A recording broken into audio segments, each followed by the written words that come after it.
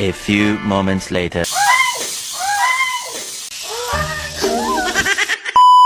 Guys, meron nga kaming susubukan ngayon, kaya naman panoorin niyo itong video na to. Meron lang napanood itong si Uncle Andunyo na gusto niyang masubukan. Kaya ito, bumili nga siya ng isang malaking bangus at nalinisan niya na rin. Nilagyan na nga rin niya ng asin at kaunting cornstarch. Pero bago natin iprito yun, tapusin muna natin tong saging para may panghimagas. Alam niyo bang sobrang tagal na namin hindi nag-uulam ng bangus at ngayon lang ulit? Ang hirap kasing kainin dahil napakatinik lalo na pag sinabawan. At ito na nga guys yung sinasabi niyang napanood niya nga daw. Naglagay nga daw ng unting cornstarch sa mantika. Pero tingnan niyo naman napakarami niyang nilagay. Hindi ko nga alam kung tama ba itong pinaggagawa namin dahil hindi ko naman napanood yung sinasabi niyang video. Ito nga guys, tingnan na natin.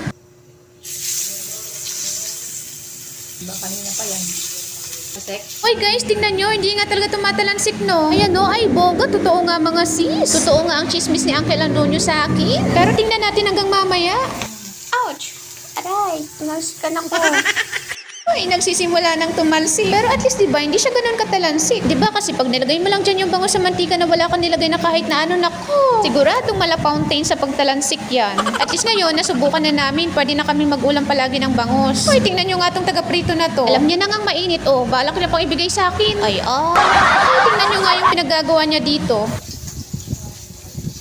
Ayoko!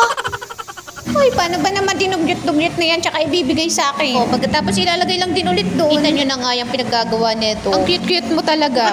Kainam talaga ng tagaluto, no? Busog palagi. Ito na nga guys, medyo malapit na itong maluto. Habang hinintay nga naming maluto, tabang kain muna ng saging. Kaso, Ay, saging. huh? Napakabait mo talaga. Wala nga ako magawa habang nagpiprito siya, kaya naman naisip ko magpasali-sali sa kanya.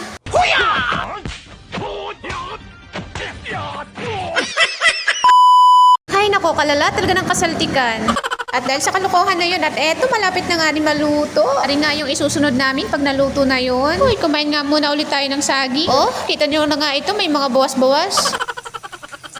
At eto na nga guys, yung pinaka-hinihintay namin, sa wakas luto na. Pero promise talaga, ang tagal na namin hindi nakakakain neto. Kasi nga, ang hirap kainin dahil napakatinik at ang hirap nga iprito. Mabuti na lang talaga may napanood siyang ganun. Na talaga namang totoo na hindi nga tumatalansik ang mantika.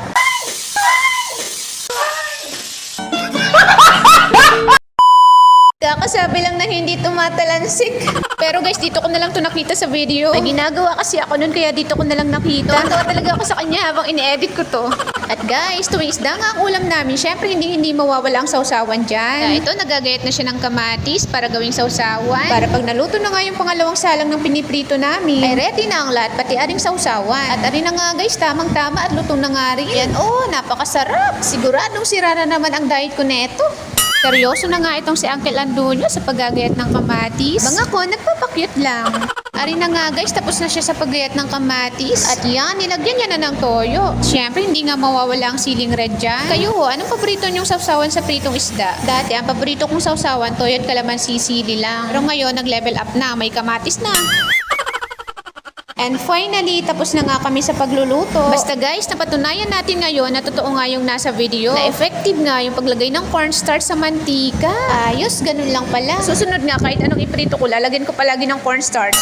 Guys, ganito nga pala kami pag pinapalamig namin yung kanin. At arin na guys, arat, kumain na tayo. Nga pala guys, itong bangus na binili namin, hindi to boneless. Pero nung kinain ko siya, parang hindi na siya matinik. Sa pagkakaprito namin, naging crunchy na, pati yung tinik. Kaya kainam at hindi na kami matitinik dito. Tamang-tama. Ang sarap pa talaga ng sausawan na ginawa ni Uncle Andunyo. Kaya talagang mapapaulit pa ako sa kanin dito Hoy, sira na naman ang diet. Namiss ko talaga to, promise. Bangus talaga yung pinakagusto ko sa lahat ng isda. Yun nga lang, dahil sa sobrang dami ng tinik, kaya nadadala ako kumain. Ang sarap pa naman ng sinabawang bangus. Kung bakit bangus pa kasi ang napakaraming tinik. So guys, ayun na nga. Pwede nyo na rin subukan yung ginawa namin sa pagprito ng bangus. Guys, hanggang dito na lang yung video na to. Sana ho kahit papano napasaya ko kayo. Bye!